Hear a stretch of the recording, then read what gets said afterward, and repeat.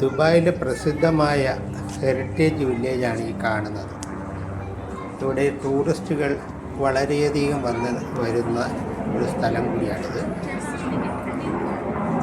പുരാതനമായ വസ്തുക്കളും തുണിത്തരങ്ങൾ, മറ്റ് നിത്യോപയോഗ സാധനങ്ങളെന്ന് പറയാൻ എല്ലാ അലങ്കാര വസ്തുക്കളാണ് കൂടുതലായിട്ട് ഷോക്കേസിലേക്ക് വയ്ക്കുന്നതിനും അങ്ങനെയുള്ള സാധനങ്ങൾ. പിന്നെ തുണിത്തരങ്ങൾ എല്ലാ രാജ്യത്തിലേക്കും ആൾക്കാർക്ക് ഉപയോഗിക്കുന്ന രീതിയിലുള്ള തുണിത്തരങ്ങൾ ഇവിടെ കിട്ടുന്നുണ്ട്.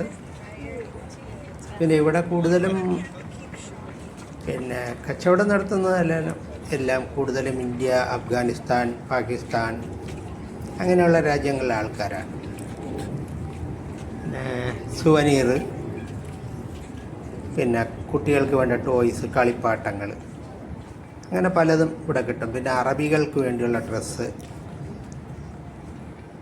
ഈജിപ്ഷ്യൻ, മൊറോക്കോ, UAE എന്നിവിടങ്ങളിലുള്ള സ്ഥലങ്ങൾ. ഇതൊരു പുരാതന ഹെറിറ്റേജ് വില്ലേജാണ്.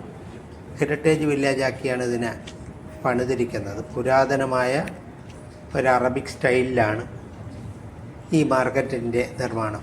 നിരവധി ടൂറിസ്റ്റുകൾ ഇവിടെ ദിവസവും ഇത് കാണുന്നതിനും പല സാധനങ്ങൾ വാങ്ങുന്നതിനുമായി ഇവിടെ വരാറുണ്ട്.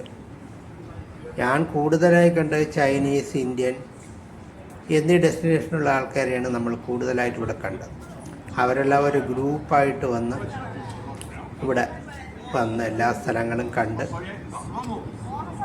മടങ്ങുന്നതാണ് ഞാൻ കണ്ടത്. പക്ഷേ നല്ലൊരു ഡെസ്റ്റിനേഷനാണ്. സമയം പോകുന്നത് അറിയത്തില്ല. അത്യാവശ്യം ഓപ്പണായിട്ടുള്ള സ്ഥലമാണ്. കടകളെല്ലാം ഓപ്പണായി തന്നെ ഉണ്ട്. നമുക്കിവിടെ ബാർഗെയിൻ ചെയ്തെല്ലാം സാധനങ്ങൾ വാങ്ങാൻ സാധിക്കും. പിന്നെ അത്ര ഭയങ്കര വിലയൊന്നും കാണുന്നില്ല. എന്നാലും മറ്റ് ലോക്കൽ മാർക്കറ്റിൽ കിട്ടുന്നതിനാലും കുറച്ചധികം വില കൊടുക്കേണ്ടി വരും. പിന്നെ ഒരുവിധം നല്ല ക്വാളിറ്റിയുള്ള സാധനങ്ങളാണ് ഇവിടെ കിട്ടുന്നത്. എന്തായാലും ദുബായ് വരുന്ന ആൾക്കാർക്ക് ഈ സ്ഥലം സന്ദർശിക്കാൻ പറ്റിയ ഒരു സ്ഥലമാണ്. ഒരു കൗതുകത്തിനെങ്കിലും നമ്മുടെ ടൈം പാസിന് നല്ലൊരു സ്ഥലമാണ്. സമയം പോകുന്നത് അറിയില്ല. അത്രയ്ക്കും വെറൈറ്റിയുള്ള സാധനങ്ങൾ ഇവിടെ കാണാം. ഞാൻ ഏകദേശം ഒരു 2-3 മണിക്കൂർ ഇവിടെ ചിലവഴിച്ചു.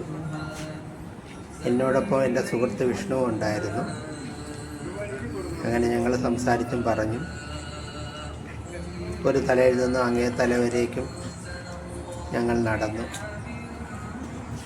ശരിക്കും പറഞ്ഞാൽ ഈ നടത്ത ഒരു എക്സസൈസും കൂടിയാണ്. Thank you.